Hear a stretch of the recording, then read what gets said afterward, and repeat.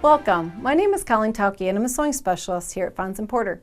In this Quilting Quickly tutorial, I'm going to show you how to put together the pieces for the quilt called Faceted. And if you'd like to purchase this pattern, you can visit our website. We are going to be using 10-inch pre-cut squares in a variety of jewel tones you can see here on the work surface. And then we're going to be adding to it a chocolate brown, a caramel color, a beige, and a cream. So those are going to be, these two are going to be used, as you can see, in the sashing in the cornerstones behind me. And then the tan and the cream are going to be used, and it's very subtle, they're both used in each of the large blocks that you see behind me. I will point that out here in a minute. I'm going to take these out, and we're going to take a look at the actual block isolated here. Now, you can see maybe a little bit clearer that there are tan, kind of a tan color, and then there's more of a cream color.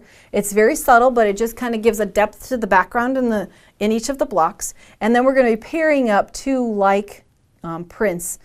These are both kind of a red, basically a red print, and then a red tone on tone here. But you'll do that then for each of the blocks you see behind me. There are paired up colors that are very similar. Okay, we're going to slide this off to the side, and let's talk about how to make these units really quickly. They're all triangle squares, so we are going to be making 8 at a time in these triangle squares. So what I've got here is that we would be using a cream with one and tan with one and a cream with another, but we're going to be using those paired right sides together. We're going to be marking each of the light fabrics. It's easiest to see our markings on the light. You could mark on the back of your print if you'd like, but here for your benefit, we're going to mark on the light. Now, I'm going to be marking from corner to corner across the block, and this is going to be a guide for me to stitch on either side of this line. Sometimes we mark things and that's our stitching line. In this case, it's going to be a guide for us to stitch 1/4 inch to either side of that line. Now, if you're not comfortable with sewing a nice 1/4 inch seam to each side of that, if you're not sure where on your machine that would line up, go ahead and just use your ruler and put in the 1/4 inch on each side so you actually have a stitching line.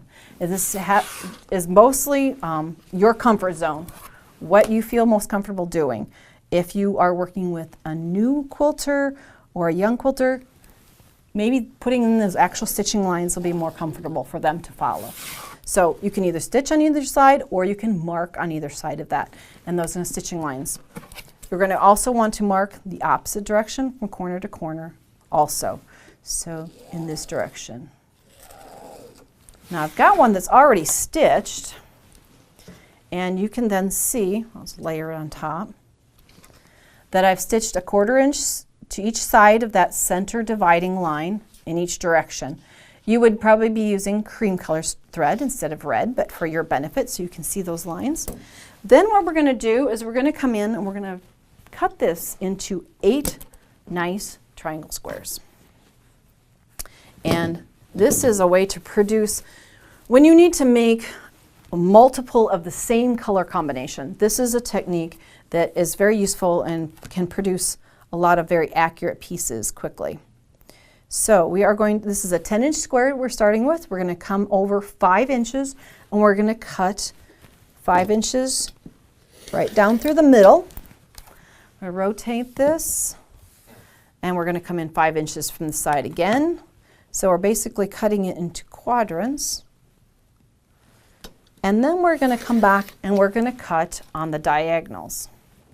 And if things don't shift too much out of place, these are also the seam allowances. So from this angle, if it's shifted a tiny bit, it really won't make too much difference. So I've got that one, and then I'm going to come in and cut from this side down through. And I have created 8 triangle squares that all match really quickly and efficiently. And in this case, you will be creating 8 of one say a purple print, and then coming in and making 8 more of a similar purple print that would be used in the entire block. So basically, once you've gotten this process done twice with 2 fabrics that are very similar in their color, then you can just arrange your blocks. Just make sure, as you follow your diagrams on the block placement, make sure when you step back that you see this strong square set on point and kind of the faceted triangles kind of kissing into each side of the block there.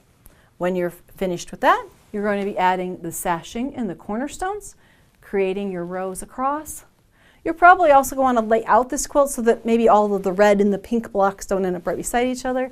Kind of scatter them through the quilt, and you've created your version of faceted. If you'd like to see more of our video tutorials, please visit our website. Thanks for joining me today.